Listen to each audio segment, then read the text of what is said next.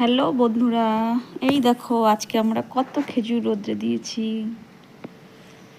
খেজুরগুলো এখন রোদ্রে শুকাতে হবে, তাহলে অনেক দিন ভালো থাকবে।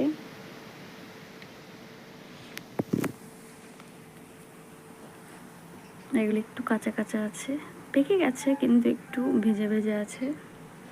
ওই পাশেগুলো শুকিয়ে গেছে।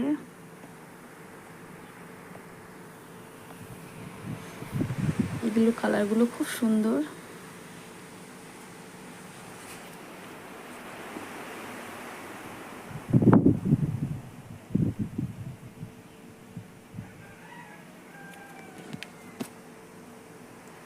অনেক রকমের খেজুর আছে, লম্বা লম্বা আছে, একটু গোল গোল আছে, হলুদ হলুদ, লাল লাল।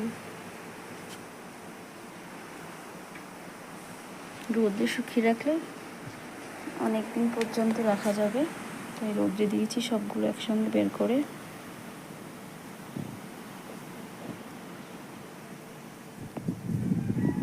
এখানে প্রচুর খেজুর পাওয়া যায়, অনেক খেজুর গাছ।